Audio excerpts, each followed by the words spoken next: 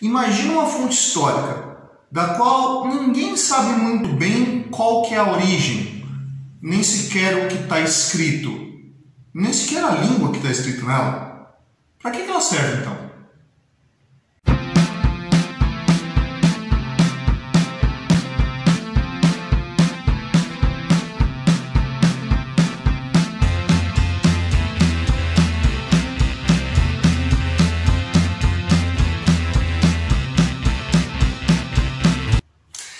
Na videoaula de hoje vamos falar sobre um documento curiosíssimo aí, chamado de Manuscrito Voynich. Tá? Bom, vamos lá. Então, primeiro deixa eu apresentar para vocês quem é o Voynich, que dá origem ao nome desse documento, desse manuscrito.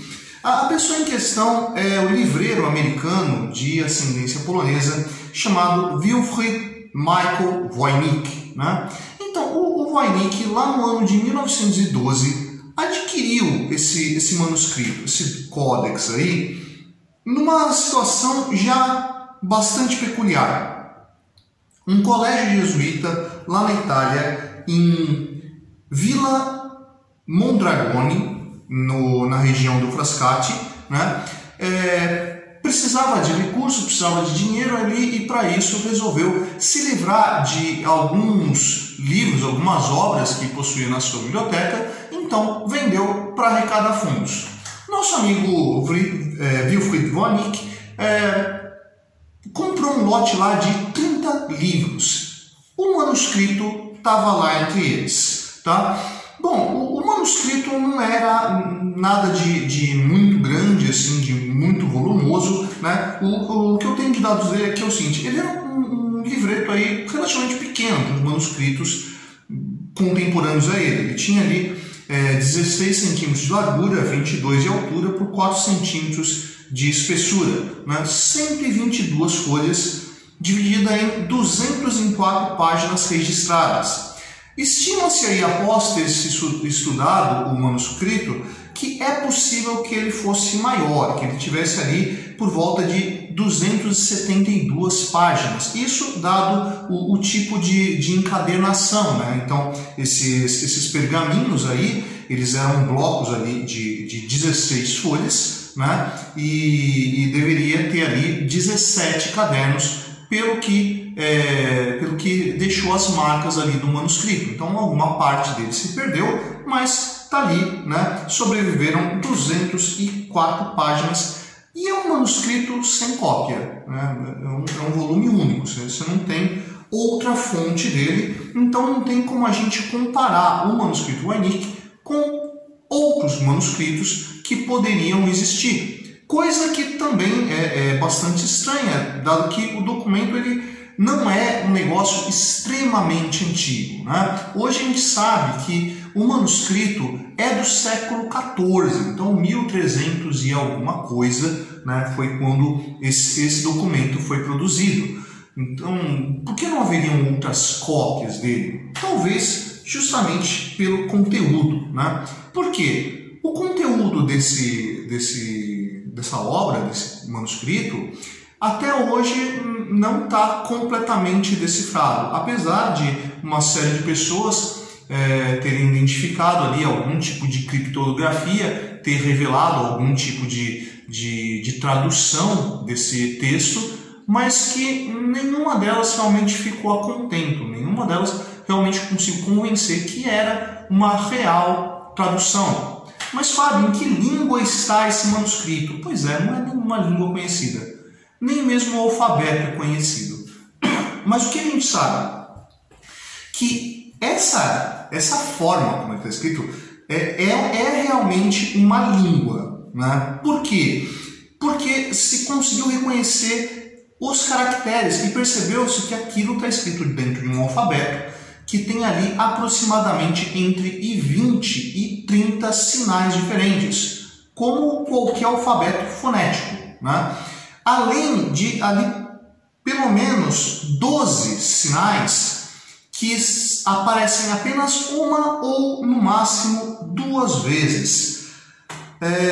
A escrita ela está feita da esquerda para a direita, a gente sabe disso por causa da irregularidade do lado direito, então nem sempre termina no final da linha, mas no começo da linha sempre começa logo no início dela, então é escrita da esquerda para a direita e já foram catalogados ali, né? A gente sabe que no manuscrito tem cerca de 170 mil caracteres e por volta de 35 mil palavras, com uma distribuição uniforme entre eles. O que quer dizer que não é simplesmente um bando de rabisco aleatório, né? Inclusive palavras se repetem, o que demonstra que é algum tipo de língua. Mas em que língua está isso? Pois é, nenhuma língua conhecida. Pelo que parece, os estudiosos que se dedicaram a tentar interpretar aquilo ali, acreditam que aquilo está numa linguagem chamada de proto-romance. Que raio seria o proto-romance? Assim, explicando de forma bem chula, bem grosseira, o proto-romance seria um tipo de latim vulgar, ou seja, uma língua comum, né, derivada do latim, transformada, né, adaptada, falada errado, assim como as línguas que deram origem às línguas neolatinas que a gente tem hoje, né? Então, essa língua no qual está escrito possivelmente é uma variação do latim readequado, readaptado, com erros na lógica. E a gente sabe que este documento ele é um mistério desde o começo. Por quê? Quando o Voynich encontrou esse livro, junto do livro tinha uma carta. Essa carta pertencia a Johannes Marcus Marti, um sujeito que viveu ali de 1595 a 1667 e foi reitor da Universidade de Praga e médico do rei Rodolfo II da Germânia. Então, bom, esse proprietário do manuscrito, a gente tem dados sobre ele, a gente conhece o sujeito, né, e sabe que ele foi dono desse livro lá, né, em meados do século XVII. E essa carta do Johannes Mark estava endereçado a uma segunda pessoa, um sujeito que era amigo dele, chamado Athanasius Kircher, que era ali um intelectual da época conhecido do Marx, né, a quem ele enviou o livro para que o Athanasius pudesse traduzir, né? Ele disse que tinha adquirido esse livro de uma terceira pessoa, né? Um outro amigo dele, um cara chamado Georges Barrech, que era alquimista e que acreditava que esse livro deveria ser algo produzido pelo Roger Bacon. Roger Bacon, não confunda com Francis Bacon, tá? Roger Bacon, intelectual medieval que viveu no século XIII. Tá? Hoje a gente sabe que não é do Roger Bacon, pelo menos não essa versão. Se isso aqui talvez fosse uma cópia, né? Mas a gente sabe que o Roger Bacon viveu no século XIII e essa obra aqui, pela datação de carbono 14, é do século XIV. Né? Então esse livro foi enviado de Johannes Marci para Athanasius Kircher para que fosse traduzido e o Kircher não foi muito feliz com a tradução, não conseguiu traduzir ou sequer tentou, né? A gente não tem qualquer anotação aí do Kircher que ele talvez tivesse tentado traduzir isso aí, né? Mas esse livro aí, então, ele já, desde o início dele, ele se mostra como um mistério, porque estava numa língua ali desconhecida, com um alfabeto desconhecido, num espaço de tempo entre a sua produção e uma das primeiras investigações no caso, de um período ali de aproximadamente 100 anos. Então percebe que nesse período alguma coisa aconteceu que esse tipo de escrita se perdeu. Será que alguém escrevia dessa forma? Possivelmente não. Porque você não tem qualquer outro documento que tenha qualquer relação com a forma de escrita do manuscrito Voynich. Então, possivelmente, quem o escreveu foi alguém que queria deixar aquilo em segredo ou simplesmente estava fazendo uma brincadeira ou simplesmente quis fazer algum tipo de galhofa, né, brincar com qualquer um que encontrasse aquilo ali com uma coisa misteriosa. No entanto, esse códex ele está feito em pergaminho de vitelo, que não é um material dos mais baratos. Então, por que alguém faria uma brincadeira, né, utilizando um material tão caro, né? Bom, tentando rastrear a origem desse manuscrito, desconfia-se que esse livro tenha sido produzido dentro de um meio eclesiástico. Afinal de contas, eram as pessoas ali que tinham maior conhecimento das letras, né, que tinham habilidade para produzir alguma coisa do gênero ou criar uma língua nova e possivelmente escrito por freiras da ordem dos dominicanos. Isso que eu encontrei aqui. Isso, da ordem dos dominicanos. Então, possivelmente, essas freiras dominicanas é que devem ter produzido esse livro. Essa, né, aparentemente tem mais de uma mão que escreve a obra, né, mas pode ser variação de uma mesma escriba dessa produção.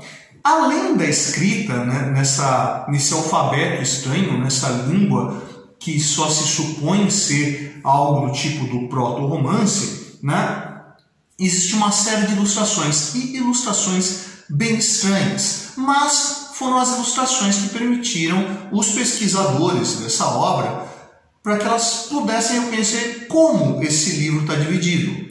Sabe-se então que a intenção do livro é falar sobre ciências, porque está dividido ali em 5 seções, pelo menos, né, daquilo que temos dessa obra. A parte do caderno que desapareceu, né, vai saber se tinha mais algum elemento. Mas quais eram as seções? A seção 1 é chamada da seção de botânica, né? O que tem para poder se pensar que ela tem alguma coisa a ver com botânica? Ilustrações de plantas. Outra questão curiosa, são 113 ilustrações de plantas, mas essas plantas não são plantas conhecidas. Possivelmente são plantas inventadas, né? Então, será que o manuscrito, talvez ele fosse propositalmente uma obra de ficção, algo para revelar um mundo fantástico, né, nessas ideias de imaginários e mundos fantásticos que existiam dentro do pensamento medieval, como o reino de Preste João, a ilha de Brasil, né, ou seja lá o que for, né? A seção 2 é reconhecida como uma ação de astronomia ou astrologia. Porque o que tem lá das ilustrações são 25 diagramas de mapas estelares, mas não são exatamente as estrelas que a gente conhece e possuem alguns símbolos decodificáveis.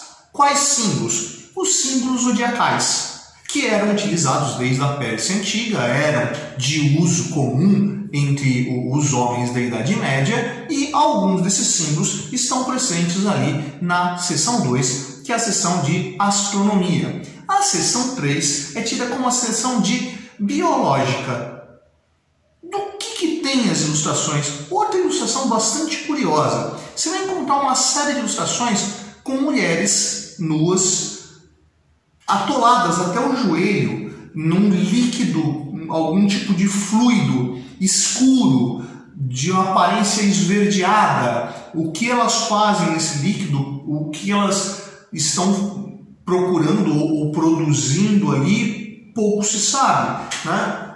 Porque não foi possível traduzir, então. E a seção 4 é chamada de a seção de farmacológica ou medicina. Porque entre as ilustrações que você encontra lá, você encontra ferramentas, ampolas, frascos que se assemelhavam às ferramentas de boticário, né? Então, por causa disso, se pressupõe que isso tem a ver alguma coisa com farmácia ou com medicina. E tem ainda uma 5ª seção, sem ilustrações, né? Do qual se supõe que seja algum tipo de índice, porque as únicas ilustrações que existem são pequenas estrelinhas ou pequenas plantinhas marcando os parágrafos, e nem todos os parágrafos. E como não foi possível ler os parágrafos para saber do que se falava, continua ali um mistério. Esse livro hoje está dentro da Universidade de Yale, nos Estados Unidos, com muita gente que dedica ali o seu tempo de estudo para tentar investigar, mas que até agora não trouxe lá grandes resultados, né? Não conseguiu se revelar com precisão o que fala, por que aquilo foi produzido e por que mãos exatamente. É um documento que tem muito mais questões do que respostas sobre ele e que acaba intrigando aí pesquisadores de tudo quanto é área, desde a história, da filologia, da codicologia e até da criptografia, tentando descobrir o que raios é então o manuscrito Voynich. E aí, você curtiu o áudio de hoje? Se curtiu, você vai lá embaixo e dá um curtir. Se você não curtiu, você vai lá embaixo e não discutir. É gentil da sua parte assinar esse canal. Essa é a Prancheta do Suetônio, eu sou o professor Fábio e você, meu amigo, você deveria estar estudando.